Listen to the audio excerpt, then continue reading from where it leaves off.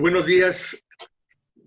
En nombre de la Sociedad Mexicana de Cómputo Científico y sus aplicaciones, en colaboración con el Departamento de Matemáticas de la Facultad de Ciencias de la UNAM, les damos la bienvenida a esta segunda sesión del curso sobre solución numérica de ecuaciones diferenciales ordinarias, que imparte la maestra Lourdes Velasco, a quien dejo con ustedes.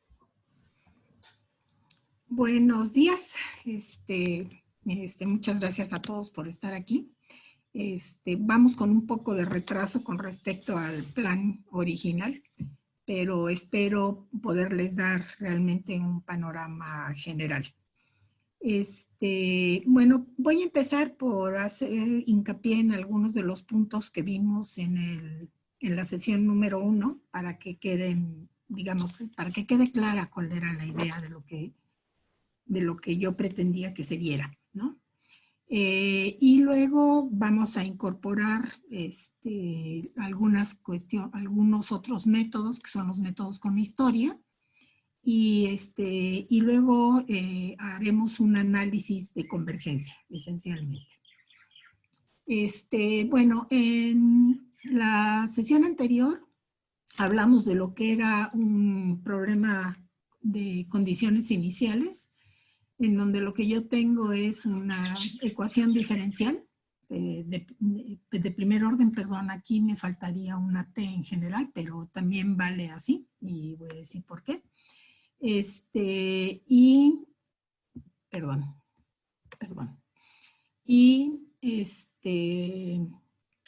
en esta y puede ser una función vectorial, es decir, que tome valores vectoriales. Si la función es vectorial, entonces en realidad se trata de un sistema de ecuaciones. Y si estoy hablando de un sistema de ecuaciones, eso incluye el caso de ecuaciones de orden superior e incluso puede incluir el caso en el que aquí aparezca la f esté dependiendo de t y de y, si yo lo que hago es irme a una dimensión mayor.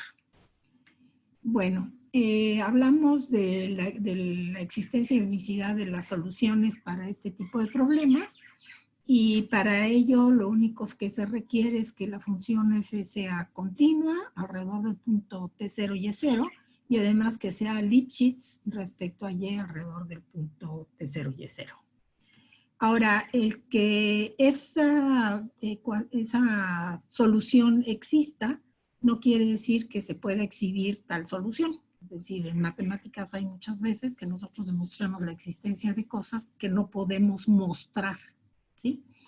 Entonces, este es el caso, ¿no? En el que podría ocurrir que nosotros pudiéramos saber que existe una solución, al menos localmente, y sin embargo no puede encontrar una expresión analítica de tal solución. Cuando eso ocurre, entonces hay dos posibilidades de tratamiento. Una es un poco lo que Faustino estuvo haciendo, que es lo que se llama un análisis cualitativo de las soluciones, de las ecuaciones, en donde lo que yo tengo es una descripción de qué es lo que está pasando, ¿sí? Una descripción cualitativa, valga la redundancia, de lo que está ocurriendo, y la otra es recurrir a los métodos numéricos. Vimos el ejemplo del método de Euler, que consiste en aproximar los valores y t1, por ejemplo, el primer punto después de la condición inicial, y t0, a través de la linealización, o lo que es lo mismo, irse por la tangente. Si luego yo lo que hago es algo semejante en los puntos subsiguientes, aquí el problema es que mientras que y de t0 sí es conocido que es la condición inicial, y de t1 no es conocida, pero la aproximo por y1 y entonces voy construyendo de esta manera los valores sucesivos de las y. Este es el método más sencillo. y nos interesa saber cuál es el error que se comete, ¿sí? Qué tan bueno, qué tan precisas van a ser las cantidades que yo voy a obtener, ¿sí? Y entonces voy a pensar en una ecuación, ahora sí, bueno, a lo mejor no es necesario en este punto. Sí, sí es necesario.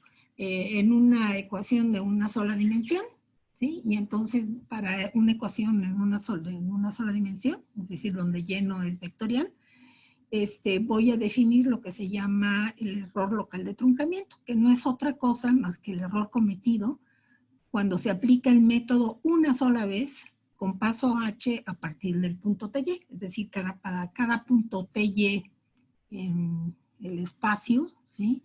Y H un paso, yo defino lo que es ese error local de truncamiento como la diferencia que hay entre irse por la verdadera solución que parte de T y de Y o irse a través del método.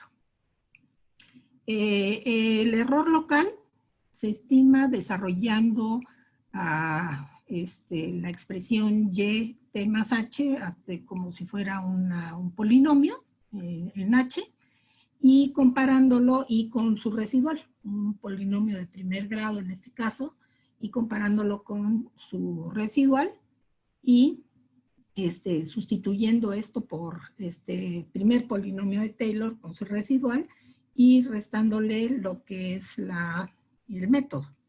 Esto claramente se ve que como es la Y', que es la que debía aparecer aquí, es igual a f de ty porque se supone que es una solución, hay cancelación de términos y lo único que queda es el residual. ¿Sí? Si la segunda derivada de esta función la supongo continua y bueno, existente y continua, es decir, que la función sea de clase C2, entonces podemos pensar que está acotada y entonces puedo pensar que el error local de truncamiento es una función que depende de h como h cuadrada, ¿sí? Entonces es una OH cuadrada. Bueno, me interesa que prestemos atención a esto porque es algo que se va a repetir, digamos, es algo que vamos a hacer para otros métodos y otras situaciones. Ahora, el error global, el error total cometido en el paso késimo, que es la diferencia entre el valor de la solución exacta desde la solución exacta que pasaba por las condiciones iniciales y en T0 igual a Y0, y el valor calculado a través de varios pasos de Euler no va a ser igual al error local.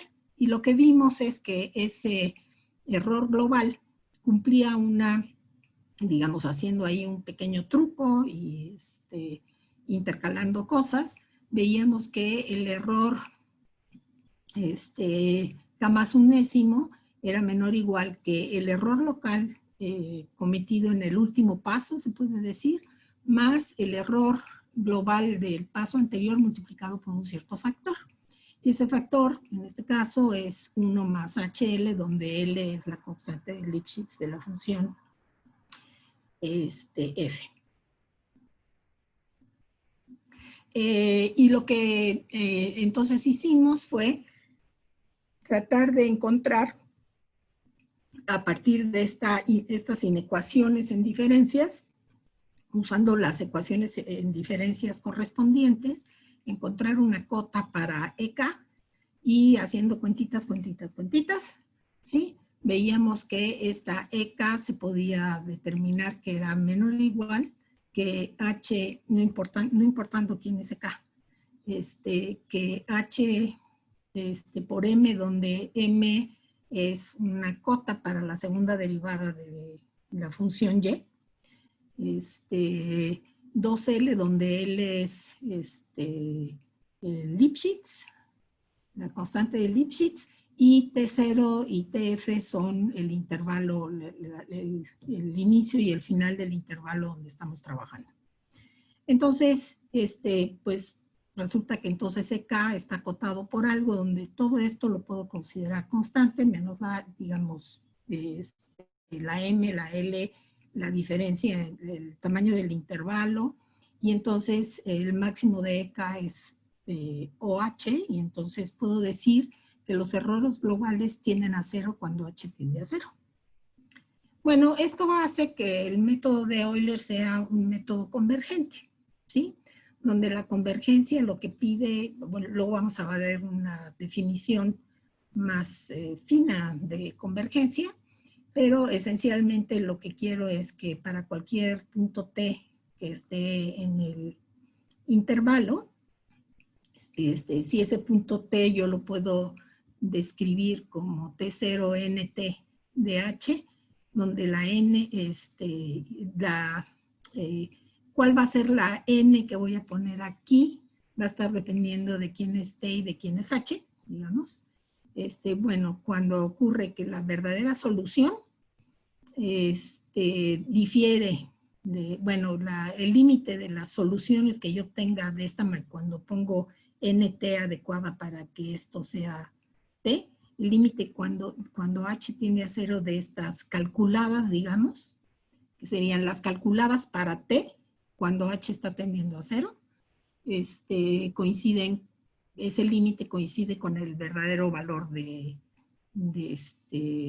la solución, ¿sí?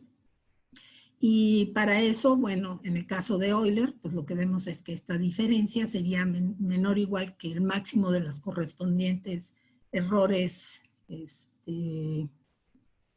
globales, ¿sí? Para cada una de las H's, aquí estos errores globales debían estar dependiendo de H, ¿sí? Y esto es OH. Entonces, lo que tengo es que efectivamente el método de Euler converge, pero con un orden de convergencia excesivamente bajo, ¿sí? 1H. Y entonces por eso fue que nos propusimos buscar métodos en donde esta convergencia se diera con un orden mayor. Si el método de Euler es un caso particular de los métodos explícitos de un solo paso, que son métodos en donde para pasar de el valor, aquí otra vez dejé el error, el error cae, el punto calculado késimo al punto calculado k+1, se avanza con paso H con una cierta pendiente cuyos valores están dependiendo de TK, de YK y de H. Esa errata no la corregí, perdón. Entonces, y esta phi lo que me está indicando es con qué pendiente me voy a mover para avanzar al punto siguiente. Por cierto que la H aquí también sobra. Definimos, bueno, para un método así, defino de la misma manera que para Euler el error local de truncamiento, y resulta que de la misma manera que en Euler podemos probar que si los errores locales son OHP+1, entonces los errores globales van a disminuir en el orden en 1. ¿Sí? Y no es más que repetir la misma demostración, pero en este caso para esta nueva función. ¿Sí?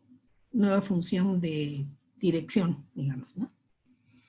Bueno, entonces, de aquí, la conclusión a la que sacamos es que si yo tengo métodos de este estilo, métodos de un solo paso, entonces basta con que busque que el error local de truncamiento sea de orden más alto para que yo tenga un error global que se aproxima a 0 con un orden más alto para la H, ¿no? La primera propuesta sería que dijimos que sustituyeran, que digamos que en lugar de tomar solo la aproximación lineal, como hicimos en Euler, tomáramos la aproximación cuadrática, es decir, el segundo polinomio de Taylor, y entonces de la misma manera que en el caso de Euler tendríamos que el error local de truncamiento sería igual al residual, ¿sí? Para ese polinomio. Y entonces el error local de truncamiento sería H cúbica, con lo cual lo que tendríamos es un método de orden 2. De las inconvenientes, desde luego, ya los vimos, era el tener que calcular las derivadas con respecto a t y a y de la función f. La otra propuesta que discutimos fue que si nosotros describimos el problema de condiciones iniciales como esta ecuación integral equivalente, el método de Euler era simplemente sustituir la f por el valor de f, perdón, por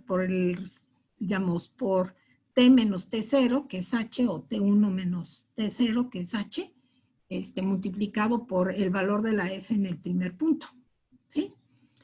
Es decir, es sustituir, entre comillas, si la f es positiva, por el área de un rectángulo, ¿sí? Y entonces la propuesta era sustituir esto por el área de un trapecio. Y de esta manera se llega al método del trapecio, que ya no se ve por aquí. Hay un error ahí. Bueno, lo corrijo. Bueno, permítanme.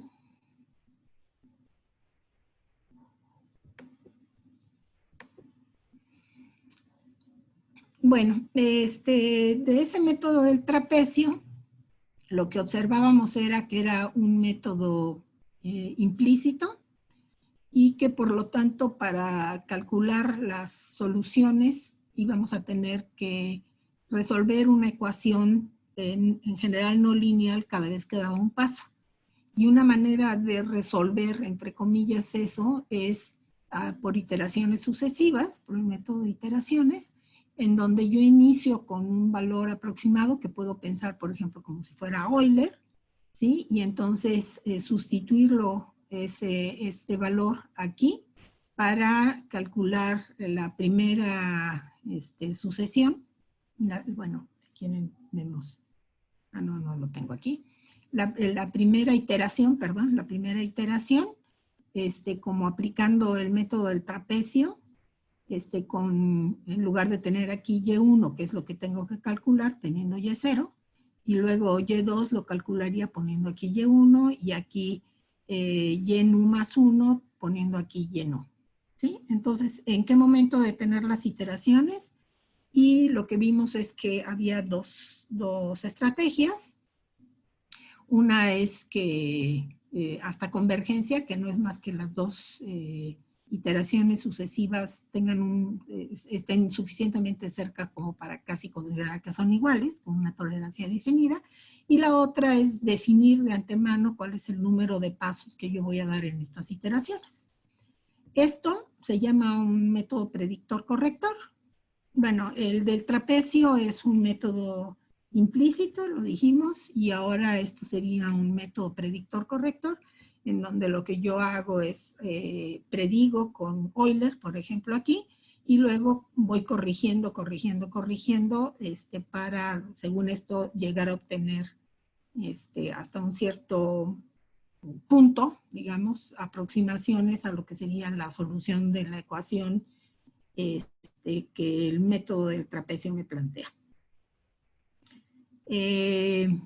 Si aplicamos una sola corrección, decíamos, si aplicamos una sola corrección, entonces yo puedo definir quién es y k más 1, con la que me voy a quedar, ¿sí?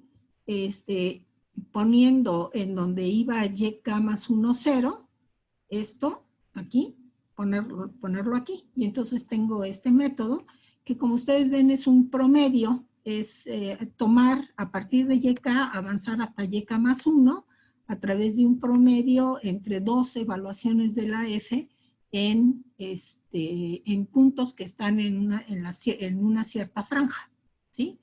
Una franja que va desde TK hasta TK más 1, ¿sí? Esto es, pues, un método que se conoce como Euler mejorado Hume, y es un método explícito de Runge-Kutta. Bueno, ahora sí, algo nuevo. Déjenme quitar esto que me estorba.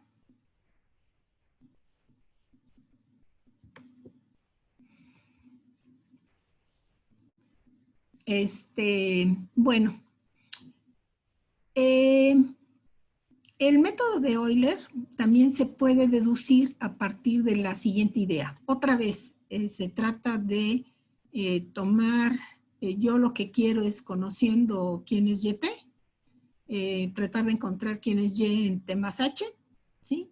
Y si cumple la ecuación diferencial, pues entonces se supone que, bueno, más bien en general, esto sería igual por el teorema fundamental del cálculo a la integral desde T hasta T más H de Y'. Pero como Y se supone que es solución de la ecuación diferencial, entonces Y' de S debe ser igual a F de S y S. Entonces, Euler se puede obtener pensando en que lo que yo estoy haciendo es sustituyendo esta F de S y S por una función polinomial P0 de grado 0 que va a interpolar a la F en el punto de inicio, es decir, sustituyéndolo esto por una constante, ¿sí? Que sería ese polinomio de grado 0, esta constante. Y entonces, efectivamente, haciendo eso, pues lo que obtengo es el método de Euler.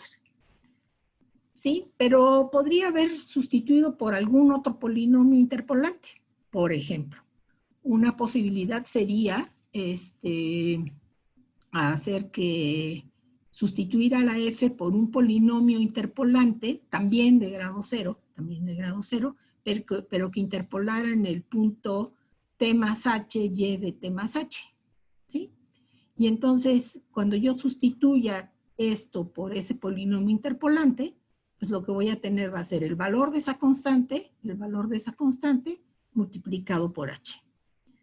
Si yo pienso en esto aplicado a TK, entonces lo que voy a tener va a ser este método, que como ustedes pueden ver es un método implícito, porque lo que yo quiero calcular, que es esta y k más 1, aparece también aquí. Y entonces yo tengo que resolver en cada uno de los pasos que doy, tengo que resolver esta ecuación.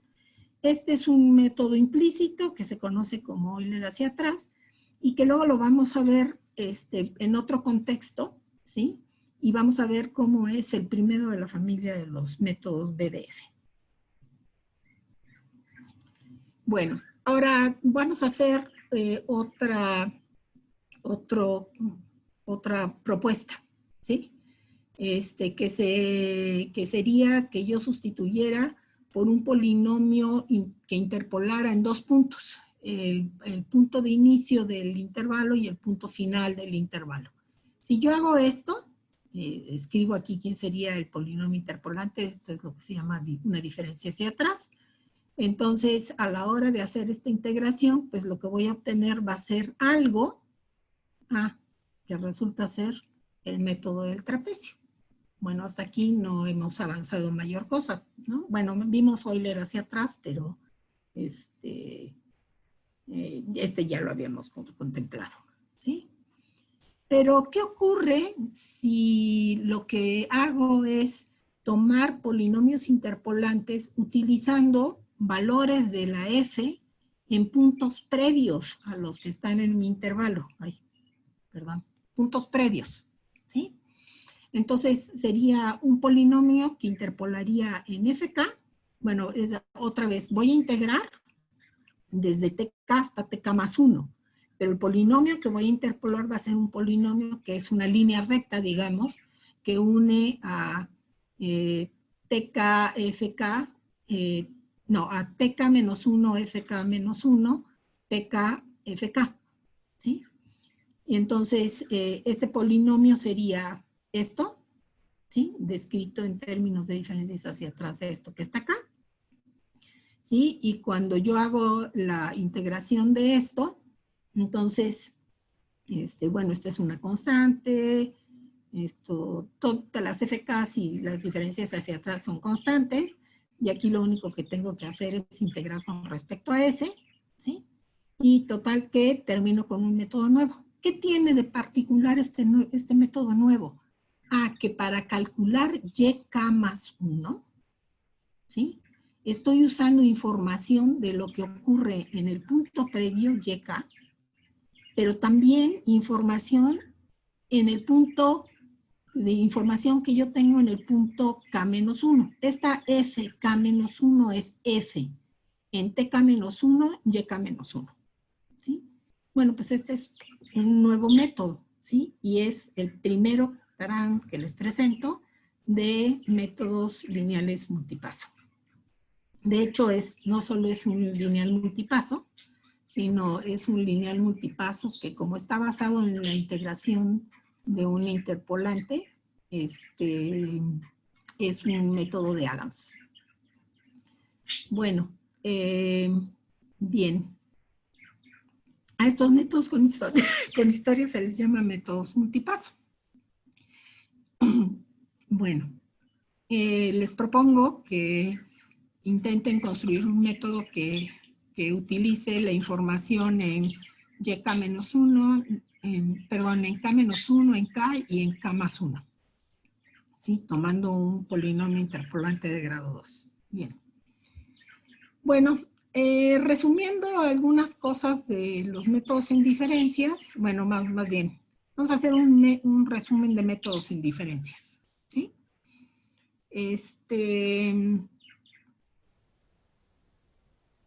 punto es que yo, para resolver mi problema de condiciones iniciales, tomo una partición del punto T0 a TF, y entonces lo que vamos a hacer es tratar de calcular valores aproximados de la Y en cada uno de estos puntos. En general, los métodos de un paso tienen esta forma, donde esta phi no es F, ¿no? Puede ser algo más complicado, ¿sí? Los métodos lineales multipaso, como el que acabamos de ver, usan información para calcular. Aquí cambié un poquito la notación para adecuarme a la notación usual de los métodos lineales multipaso. Para calcular YN más K, resulta que yo estaría utilizando información no solo de lo que hay en YN más K-1, el punto previo, sino o bien valores de la Y en puntos anteriores, o bien valores de la F en Fn, pero también en Fn más K, puede ser en Fn más K-1, ¿sí? O en puntos previos, ¿no? Todos estos puntos previos, ¿no? Y, bueno, estamos señalando aquí con este recuadro quién es el que está por calcularse. Si este tipo de métodos lineales multipaso, ¿sí? Si esta beta, bueno, se pide que la suma de alfa 0 y de beta 0 no sea 0, la suma de los valores absolutos de estos dos no sea 0, para que al menos alguno de los dos aparezca, ¿sí? Y se suele pedir que, para que esté perfectamente bien definido, que, ¿cuál es el que se tiene que poner? Bueno, no me acuerdo en este momento, que alguno de estos sea 1, para que no haya, digamos, para que quede perfectamente definida cuál es la idea. Creo que es alfa K, ¿no? Alfa K. Bien, que sería el coeficiente que acompaña al que tengo que calcular, ¿sí? Entonces, en forma abreviada, se describen de esta forma, ¿sí? Y vamos a ver algunos ejemplos. Bueno, métodos de un paso, ya vimos. Euler es un método de un solo paso. Euler hacia atrás también es un método de un solo paso, nada más que es implícito. El método del trapecio también es un método de un solo paso implícito. Aquí estoy tomando dos valores de la F, uno en el punto anterior y otro en el que tengo que calcular. Y Euler mejorado o método de Hume también es un método de un solo paso. Es un Runge-Kutta de orden 2, de 2 etapas. Luego hay otro, por ejemplo, el Runge-Kutta clásico, muy conocido, en donde también es un método de un solo paso, y en donde lo que yo tengo es un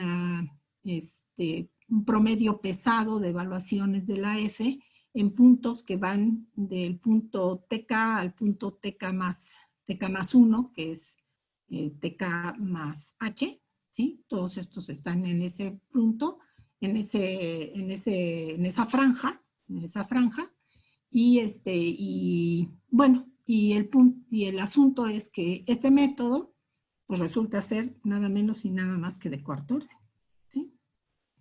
Bien, en cuanto a métodos de multipaso, pues están los métodos de Adams, en donde el punto yn más k menos plantado en, se calcula tomando yn más k menos 1 como base y avanzando con paso h a través de una combinación lineal, digamos, ¿sí? De valores de la f en puntos que pueden estar hasta k veces atrás, ¿sí? Si aquí la beta k es distinta de 0, entonces lo que pasa es que fn más k va a aparecer en esta sumatoria, pero fn más k es la evaluación de la f en este punto de aquí. Entonces tengo un método implícito. Si la beta k es igual a 0, entonces la fn más k no va a aparecer y son solo evaluaciones de la f en puntos anteriores, pero no en el punto que quiero calcular. Entonces va a ser un método explícito. Entonces los explícitos se llaman Adams-Bashforth, los implícitos Adams-Newton. El método BDF, que son métodos en donde la combinación lineal hacia atrás, digamos, está en las Y's, pero la evaluación de la F solo se está dando justamente en el punto que quiero calcular, ¿sí? Entonces siempre van a ser implícitos. ¿Cómo se encuentran estos métodos? Ya lo diré más adelante. Estos también son parecidos a los de Adams, pero aquí el punto de donde parten es el K-2, bueno, el N más K-2, es decir, 2 puntos atrás. Este es el explícito y este es el implícito. Bien. Ahora, para un método cualquiera, este es un método cualquiera de estos métodos que he puesto se pueden describir de esta forma. Lo que yo quiero es, bueno, voy a suponer que tengo ciertos puntos de inicio que están dependiendo de h para iniciar el método. Y lo que yo quiero es que cuando la h tienda a 0, los valores calculados YK a través de este procedimiento aproximen a la resolución. Ahora, lo que tengo que hacer es describir con cuidado esta convergencia, pues porque cuando h cambia, la YK con K fija va a corresponder a distintas T's. Vas a ver a T, que va a ser igual a T0, más KH, ¿sí? Entonces, sí tengo que definir con cuidado lo que va a significar que un método sea convergente, ¿sí? Lo que yo voy a querer es que YK se aproxime a YT, ¿sí? Si resulta que todas estas, cuando H se está moviendo hacia 0, le estoy poniendo como Ks, ¿verdad? Aquellas en donde T sea igual a T0 más KH, ¿sí? Nada más, es el único detalle. Y entonces voy a querer que esto ocurra para cualquier solución que satisfaga que las condiciones de inicio, ¿verdad? Voy a tener que inicializarla de alguna manera, sean todas ellas condiciones de inicio que tienen la condición inicial. Bueno, piénsenlo con detalle. Ahora, en el caso que vimos de Euler y que dijimos que también eso se podía hacer para cualquier método de un paso, lo que hicimos para probar la convergencia fue directamente irnos a ver cómo eran los errores globales y ver que los errores globales eran OHP cuando los errores locales eran OHP más 1. ¿Sí? Y entonces basta con que el error local de un método de un paso sea OH cuadrada para que el método ya sea convergente. Ahora, en la demostración de pasar de que los errores, que los errores globales tienen este comportamiento cuando los errores locales son de esta forma, ¿verdad? Lo que hicimos es que demostrar que los errores globales se mantienen bajo control, ¿sí? Voy a regresarme.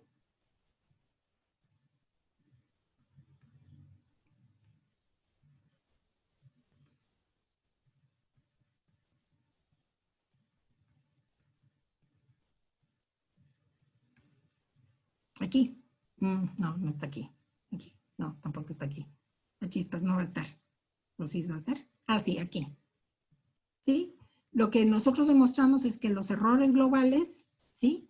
Se mantienen bajo control en el sentido de que hay una cierta cantidad fija, ¿verdad? Que multiplica el error que lo antecede, más otra cosa que se puede acotar. Entonces, los errores globales permanecen bajo control, ¿sí? Eso es un punto importante.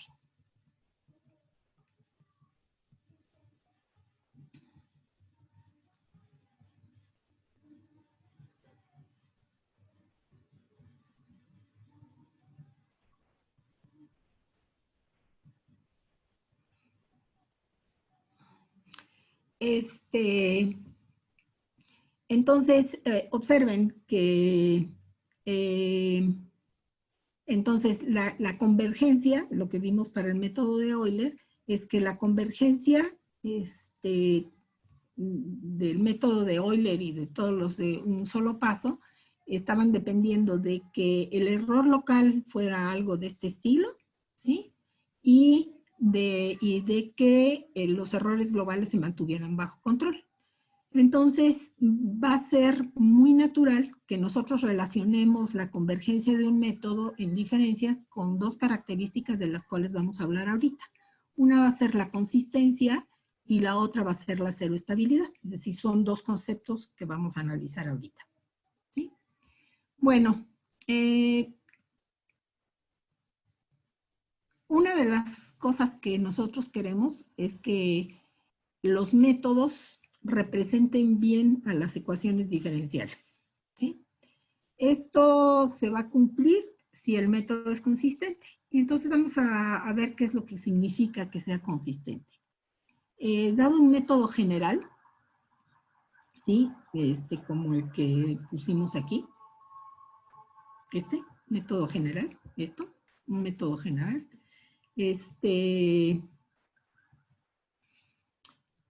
vamos a definir su residual como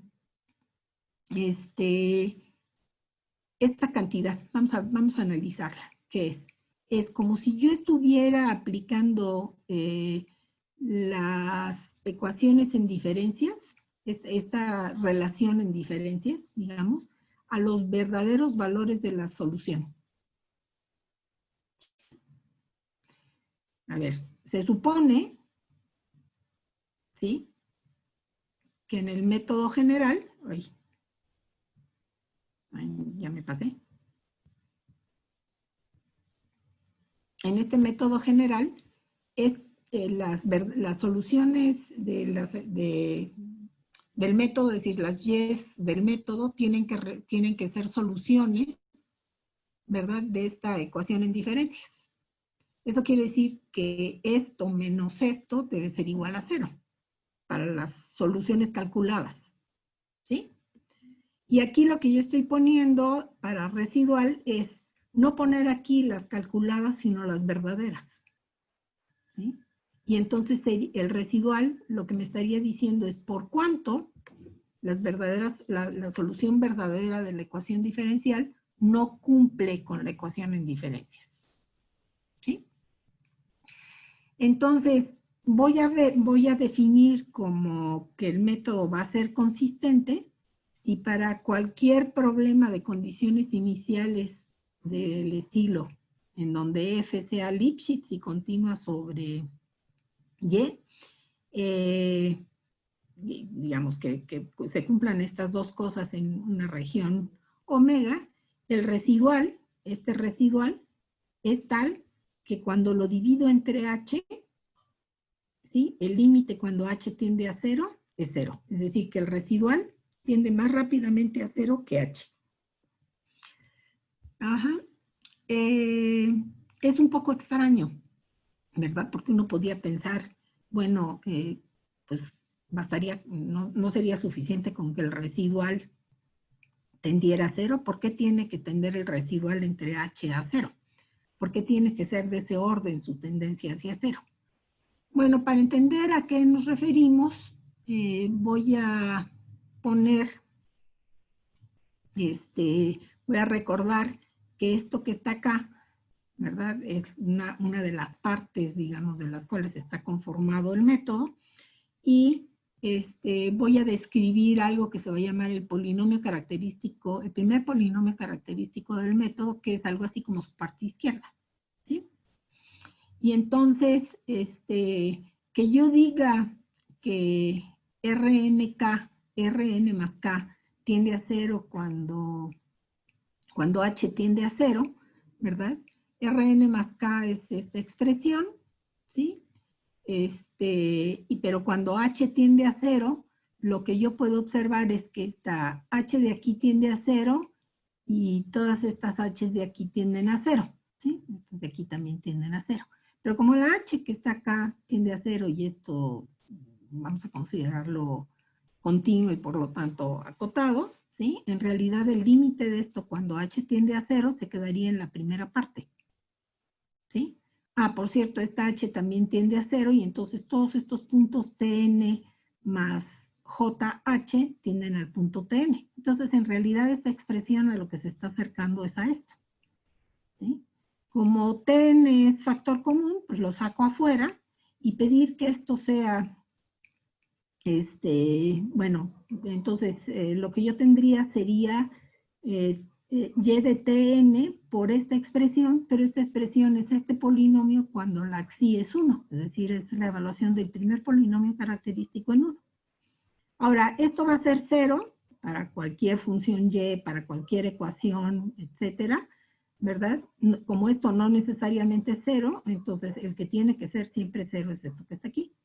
Entonces, el asunto es que, pues como que pedir que el residual tiende a 0 cuando h tiende a 0 no es pedir demasiado. Es pedir condiciones exclusivamente para la parte izquierda del método, ¿sí?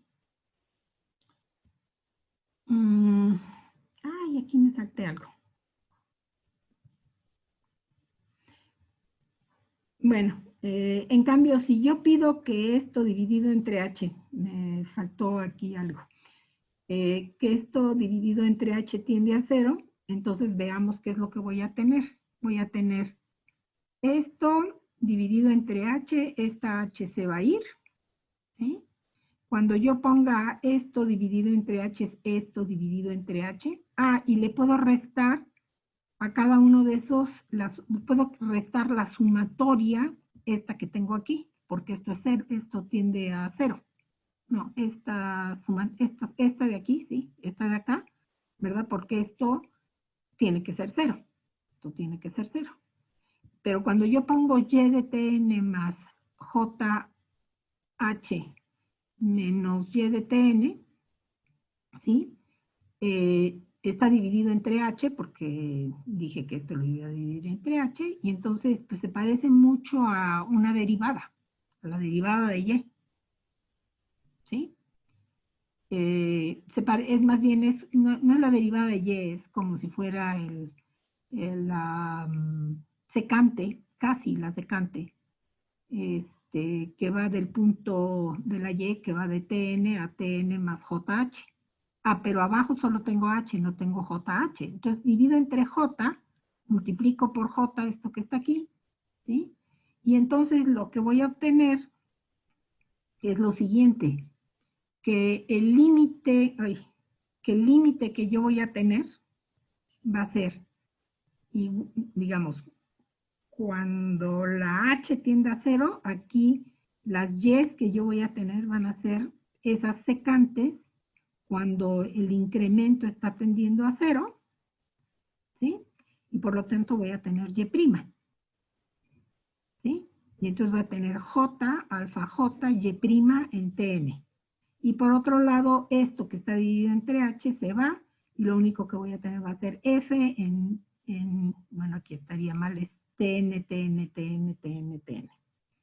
¿Sí? Bueno, voy a corregirlo para que lo puedan ver. Entonces, el punto es que el límite se va a hacer 0 si F, si le pido algo a la phi, ¿sí? Que es que evaluada en Tn, Y de Tn, Y de Tn, Y de Tn, cuando H es 0, dividido entre la J alfa J, que es la derivada de este primer polinomio característico, cuando lo derivo con respecto a xi, entonces baja la J, me queda J alfa J, de xi J menos 1, pero evaluado en el 1, me queda lo que quiero, ¿sí? Y entonces lo que yo observo es que estoy imponiéndole a la parte de la derecha del método una condición que la está relacionando con la ecuación que debe resolver, ¿sí? Que la ecuación que debe resolver está relacionada con F. Perdón por no tener aquí la adecuada. Bueno. Ahora, entonces, ese es el sentido de pedir consistencia, ¿sí? Desde luego que si es la Rn más K, el residual, es OH cuadrada, como en el caso de Euler, ¿sí? Entonces, esto de acá va a ser OH cuadrada entre H, va a ser OH y va a tender a 0. ¿Sí? Entonces va a ser consistente. Bueno, entonces cualquier método de orden con error local, digamos, mayor que H cuadrado, va a ser consistente. El otro punto importante es esta cuestión de que los errores globales se mantengan bajo control, ¿sí? Para eso voy a definir otro concepto que es la ceroestabilidad, ¿sí? Y para definir la ceroestabilidad voy a tomar, a ver cómo andamos de tiempo, ahí.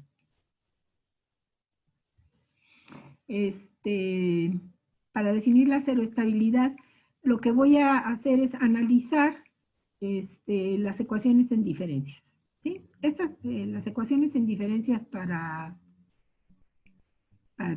por ejemplo, un método de Euler, ¿sí? Sería un método de un solo paso, sería una cosa de este estilo, ¿sí? Y entonces, no es un método, perdón, estoy diciendo una tontería, no. Para un método general,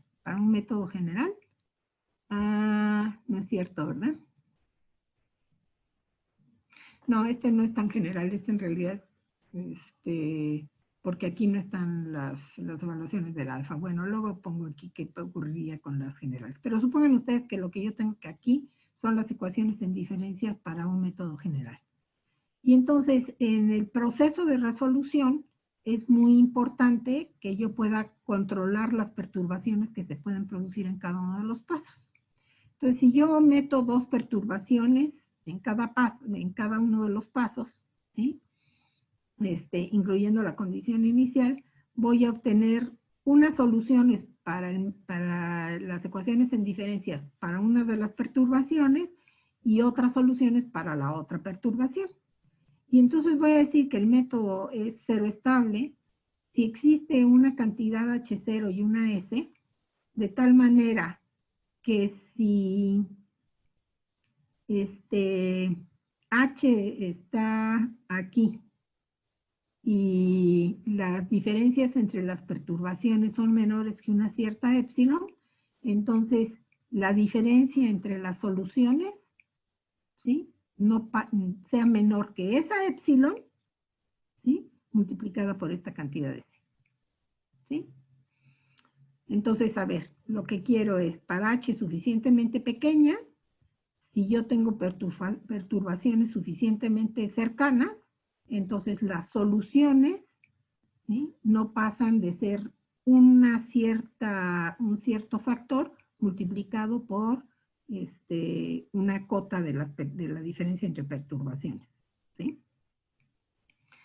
Ahora, lo que pasa es que la cero estabilidad va a tener una clara relación con la acumulación del error, porque suponen ustedes que uno de los grupos de perturbaciones sea idénticamente igual a 0, y el otro grupo de perturbaciones esté dado por lo que le hace falta a la solución, a la solución exacta, a la solución del método, a las soluciones del método para ser las verdaderas, la solución exacta, ¿sí? Entonces, la que corresponde a esto van a ser las aproximaciones obtenidas por el método sin que yo añada ninguna perturbación, es decir, simplemente las soluciones de las ecuaciones en diferencias. Y en cambio, lo que yo voy a obtener como la otra solución van a ser exactamente, van a ser precisamente las soluciones exactas en el punto y en TK, es decir, las verdaderas soluciones. Y entonces, la cero estabilidad lo que me dice es, si el error que yo estoy cometiendo en cada una de las, el error de aquí, que es el error local, es menor que epsilon, entonces el error global, que sería la diferencia entre las DKs y las UKs, que sería la diferencia entre las verdaderas soluciones y las soluciones calculadas, tienen que ser menores que epsilon s. Es decir, el error global no se está disparando, no se dispararía. ¿Sí? Bueno, permítanme. Bueno.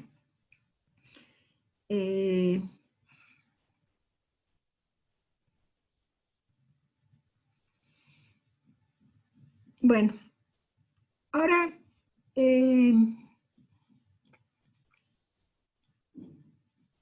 a lo mejor, digamos, por ejemplo, tratar de ver que un método es cero estable con esta definición es algo que puede ser complicado. Entonces, lo que voy a hacer es que voy a dar ciertas caracterizaciones de la cero estabilidad que me permitan poder encontrar que un cierto método es cero estable sin tener que recurrir a la definición original, que puede llegar a ser muy complicado, ¿no? La existencia de esta S y de esta H, etcétera, puede ser algo complicado. Entonces, cuando las ecuaciones, cuando H tiende a 0, ¿sí? Entonces, lo que me aparece en el lado derecho, se los recuerdo, era H por la phi de bla, bla, bla, ¿no? Entonces, cuando la H tiende a 0, en realidad lo que yo voy a tener va a ser un sistema en diferencias homogéneo, lineal homogéneo, ¿sí? Ahora, cuando yo tengo una ecuación en diferencias como esta lineal homogénea, las soluciones, ¿verdad? Se conjetura que son de esta forma, donde B va a ser un vector, ¿sí? Y R va a ser un escalar, ¿sí? Y pues si yo sustituyo lo que pasa cuando yo tomo esta conjetura, entonces donde va Yn más J, va a ir B por Rn más J, y esto, la Rn la puedo sacar como factor común, ¿sí? Y me quedaría que esta sumatoria alfa JR a la J debería ser igual a 0. Entonces, aquí hay dos posibilidades. Una posibilidad es que esto sea 0 o que esto sea 0. Si esto es 0, entonces lo que voy a tener va a ser una solución trivial, la solución idénticamente igual a 0. Pero si yo estoy interesada en soluciones que no sean triviales, entonces RJ tiene que ser la raíz de este polinomio característico, ¿sí? Y entonces, bueno, que es el primer polinomio característico del método, ¿no? Permítanme.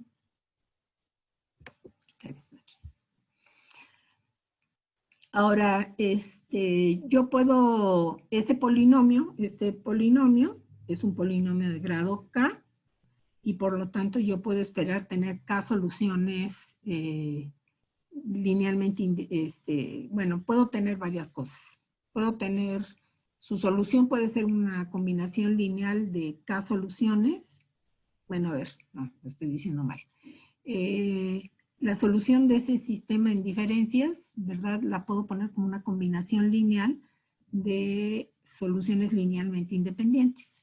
Si yo tengo K raíces distintas para el polinomio, entonces sería una cosa de este estilo. Si hay raíces repetidas de multiplicidad m, entonces lo que ocurre es que me aparecen estas, pero también me aparecen multiplicadas por 1, multiplicadas por 2, etcétera, hasta,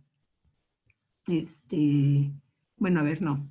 Me aparecen de esta forma o de esta forma, no están multiplicadas por 1, están multiplicadas por potencias de n, ¿sí?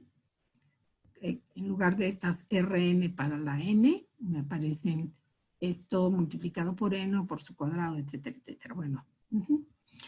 Y cuando son complejas, entonces esto de aquí tiene esta forma. Bueno, el punto es que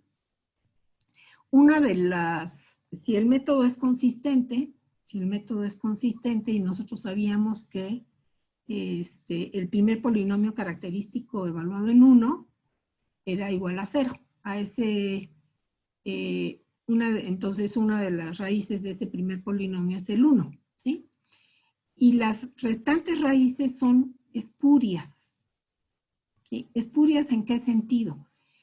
En el sentido de que yo estoy tratando de resolver una ecuación diferencial de primer orden con un esquema en diferencias de orden K. ¿Sí? Y entonces, eventualmente, lo que yo quisiera es que esas soluciones espurias, ¿sí? Que son cosas de esta forma, ya no, la R1 no, pero las otras, ¿sí? Tendieran, digamos,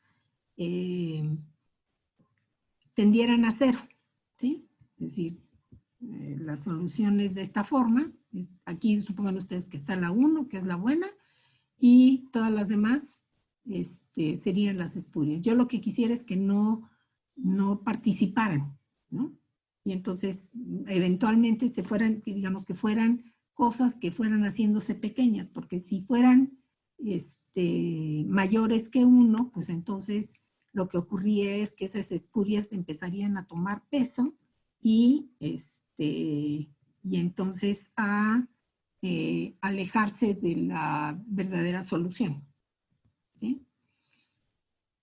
No sé si lo estoy diciendo bien, permítanme un momento. Es que me molesta esto.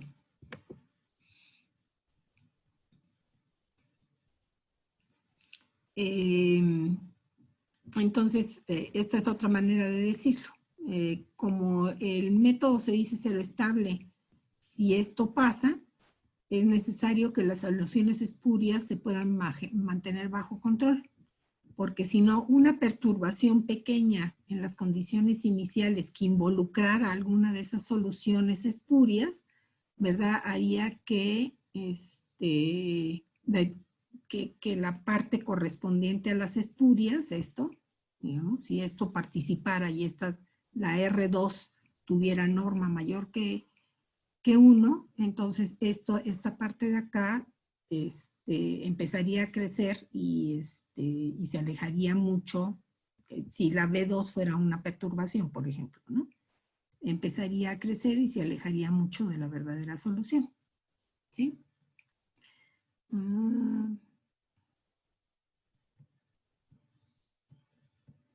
Ya me perdí. Y entonces, hay una característica que se dice que el método satisfaga la condición de la raíz, si ocurre que todas las raíces del primer polinomio característico, todas, tienen o bien un módulo menor, bueno, todas tienen que tener un módulo menor o igual que 1, y las que están justamente sobre la frontera, es decir, que son de módulo igual a 1, son simples. ¿Por qué? Porque si no también, si no fueran simples, entonces las soluciones que fueran de esta forma o de esta forma o de esta forma, ¿sí? Si esta R es de norma igual a 1, ¿sí? Entonces esto no va a crecer en módulo, pero multiplicado por la N, sí. ¿Sí? Entonces se rompería con la estabilidad. Bueno, esto viene a cuento porque la pregunta que nosotros nos podemos hacer es si podemos dar criterios que garanticen la convergencia de un método en diferencias. Es decir, que en lugar de intentar probar que el método es convergente para cualquier ecuación que se nos plantee y que efectivamente los errores globales van a tender a 0 cuando la H tiende a 0, cosa que sí podemos hacer, por cierto, cuando el método es de un solo paso, pero aquí estaríamos pensando en métodos más generales, por ejemplo, los multipaso, ¿sí? Entonces, la respuesta va a ser que sí, ¿sí? Algunas cosas que hemos visto es que la consistencia y la ceroestabilidad y la condición de la raíz parece que están relacionados con la convergencia, ¿sí? Entonces voy a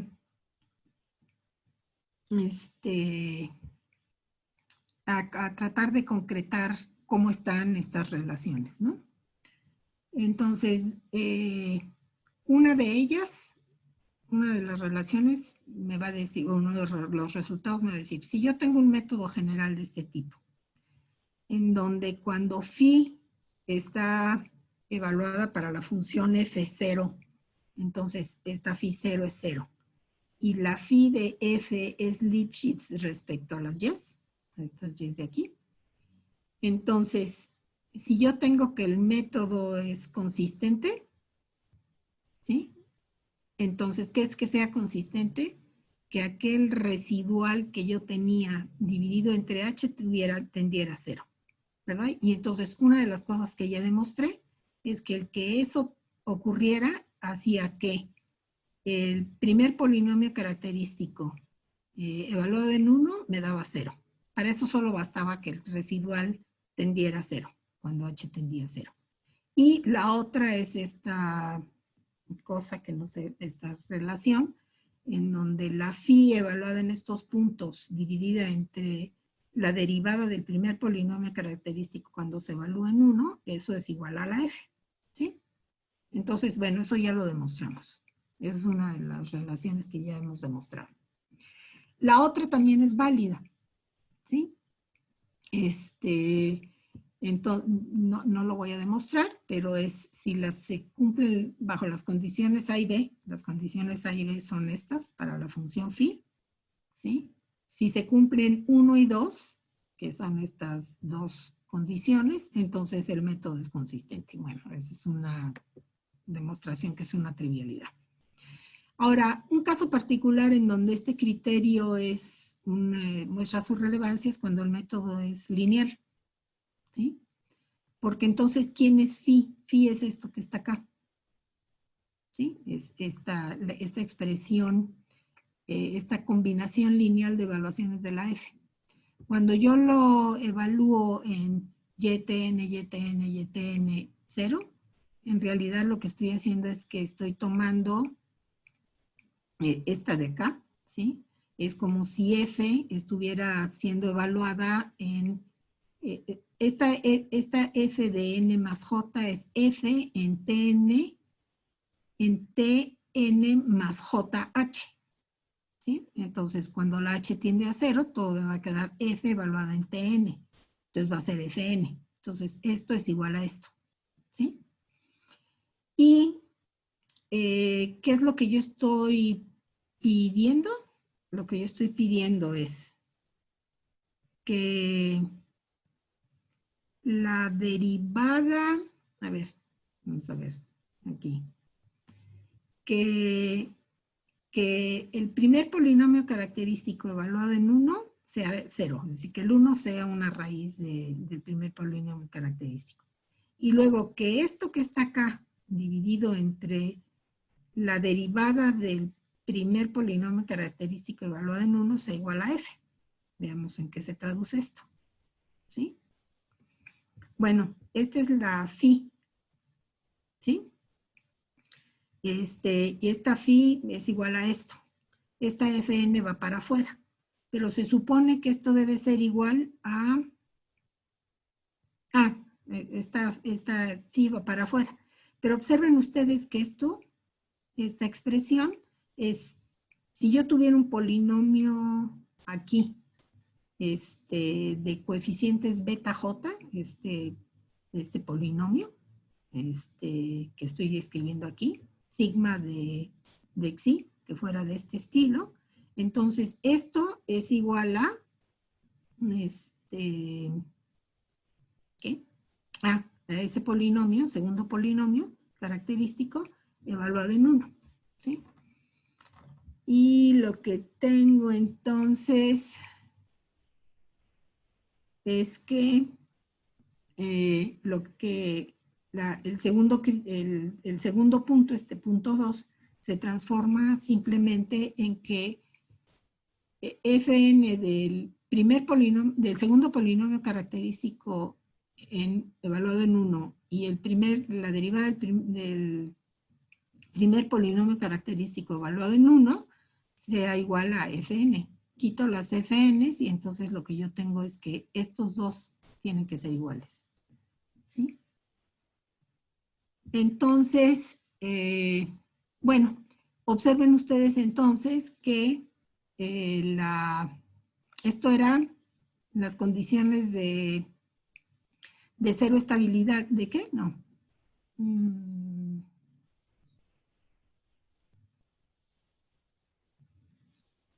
De cero estabilidad, ¿sí? Sí. No, de consistencia, ¿no? Es decir, de consistencia, perdón. Entonces, esta es la condición de consistencia y entonces esto para un método lineal multipaso es la condición para que sea consistente. Pero entonces está relacionado nada más, digamos, esta expresión de aquí solo tiene que ver con los coeficientes que aparecen en el método en diferencias, ¿no? ¿Sí? Bueno, también se puede demostrar que el método en diferencias, si es convergente, entonces es consistente. Se los dejo de tarea. Bueno, ahora, nosotros ya vimos algunas cosas que relacionaban la cero estabilidad con la condición. Bueno, hablamos algo de la condición de la raíz a partir de la cero estabilidad, ¿sí? Pero aquí lo podemos formalizar y la idea es esta. Si yo tengo un método en diferencias que cumple esta condición y que es cero estable, entonces tiene que cumplir con la condición de la raíz. Porque si no cumpliera con la condición de la raíz, tendría el primer polinomio característico, tendría alguna raíz que fuera real de norma mayor que 1 o compleja con norma mayor que 1 o real con norma igual a 1 pero de multiplicidad mayor que 1 o compleja con norma igual a 1 y de multiplicidad m mayor que 1. Y en cualquier caso, yo podría entonces encontrar una sucesión de soluciones de las ecuaciones en diferencias con delta chiquita, digamos, en donde para cuando n es igual a 0, entonces el valor de U0 es delta, y sería una delta pequeña, ¿sí? Cercana al cero, y sin embargo ninguna de estas permanecería cerca de la solución cero, ¿sí? Entonces, es algo así como tengo dos soluciones cercanas en donde, dos problemas cercanos con condiciones cercanas, y sin embargo, digamos, sus soluciones eventuales, que son las UNs, pues tenderían a alejarse una de la otra. ¿Sí? Bueno, aquí es lo mismo, ¿no? Bn es la solución para esta. Entonces, puedo tomar esto sin perturbaciones, y a pesar de que esto fuera pequeño, ¿sí? Porque sería menor que delta K, donde la K es la diferencia entre las primeras condiciones. Yo esto no lo podría mantener. Esto que es esta diferencia, donde esto es cero, que es igual a esto no lo podría mantener pequeño. ¿Sí? Bueno, por razones semejantes, la convergencia también va a requerir que el método cumpla las condiciones de la raíz, y aquí pongo ejemplos, bueno, de qué es lo que podría ocurrir. Y finalmente, un resultado que es un poco más complicado de demostrar, que es que si un método cumple la condición B, vamos a ver cuál es la condición B. ¿Sí? Perdón, debe ser más bien A y B, ¿sí? A y B. Para la phi.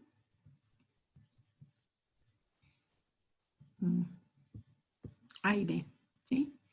Y es consistente y cero estable, entonces va a ser convergente. Entonces, la consistencia y la cero estabilidad, aunada a ciertas condiciones para la phi f, ¿sí? Son un mecanismo para demostrar que un método es convergente, ¿sí? Bueno, creo que por hoy es todo. No sé si tengan preguntas. A ver, voy a...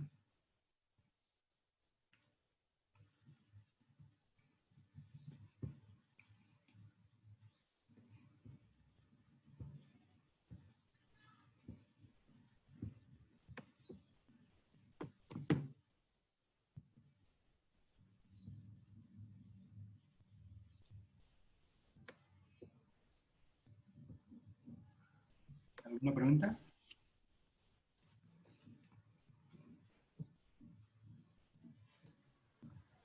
Déjame ver. ¿Sí? ¿Jesús? Desde el chat, Lourdes, ahí tiene, Espérame, no escucho bien. Déjame ver. ¿Sí? en el chat te dejaron una pregunta. A ver, déjame ver. Chat.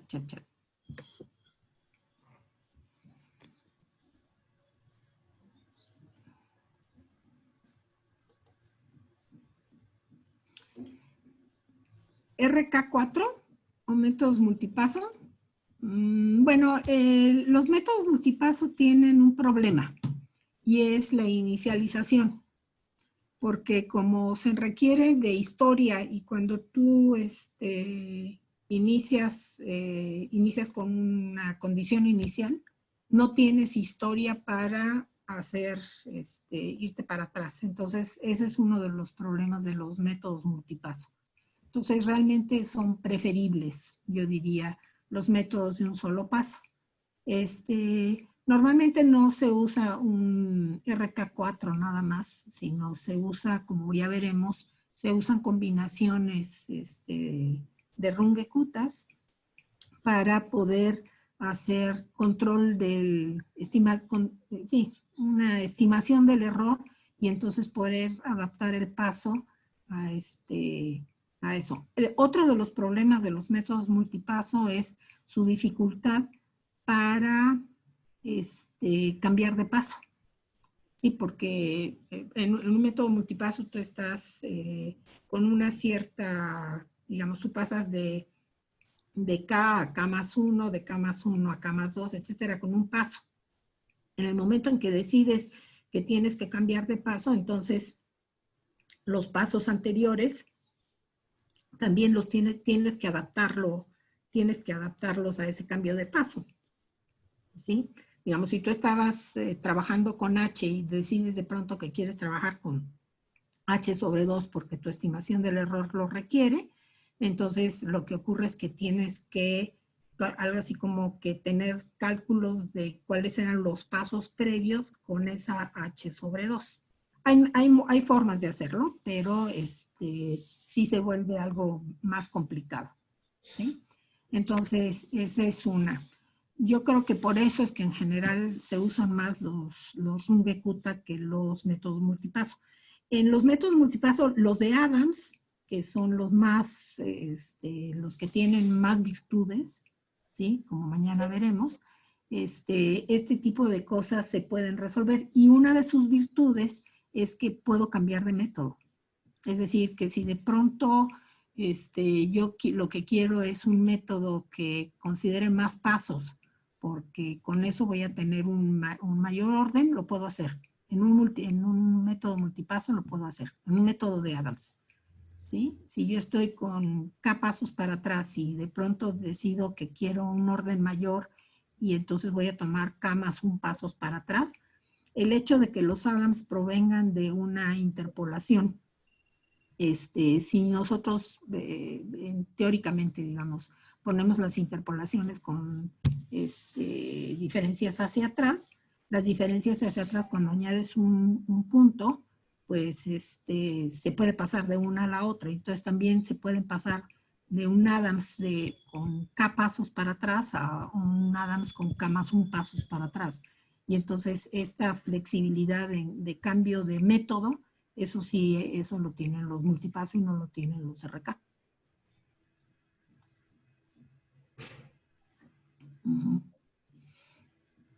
Lourdes, en el WhatsApp te dejé una pregunta. A ver, en mi WhatsApp hay otra pregunta.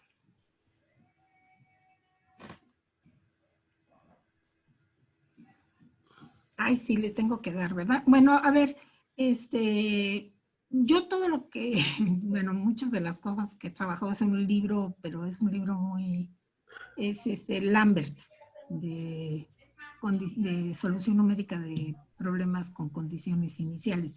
Pero luego les voy a dar una lista más larga de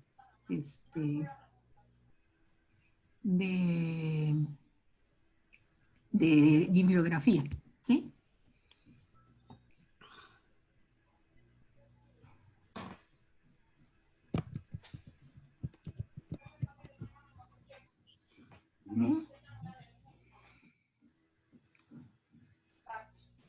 Bueno, entonces, mañana lo que vamos a hacer es, vamos a entrar a los más frecuentes, que son los Runge-Kutta, los Adams y algo sobre los BDF. Y vamos a hablar de perturbaciones, sería como errores. ¿Sí? Puedo definir perturbaciones, es algo que se está sumando en cada uno de los pasos.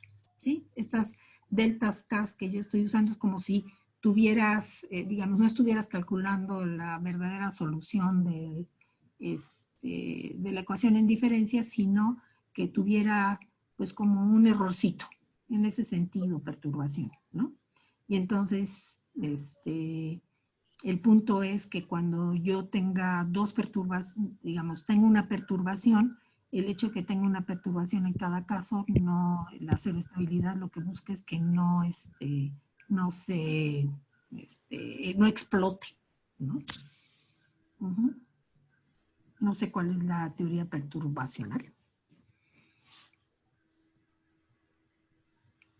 Pueden venir de errores numéricos, sí. Bueno, se puede venir de errores numéricos, pero también se utiliza para hacer análisis, ¿no? Por ejemplo, en nuestro caso lo que hicimos fue usar las perturbaciones, pensando en que la perturbación es justamente lo que pasa de tu solución de la ecuación en diferencias a la verdadera solución de la ecuación diferencial, ¿sí? Y entonces con eso, son aditivos o acumulativos. Son las perturbaciones se suman en cada paso y eso provoca, digamos, cambios en el futuro, ¿no?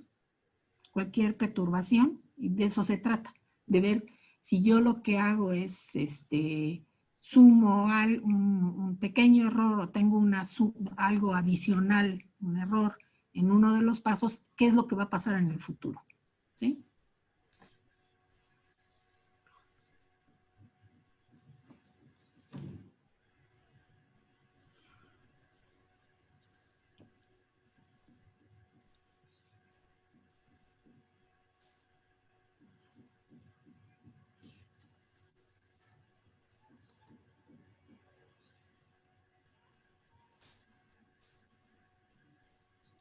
Okay.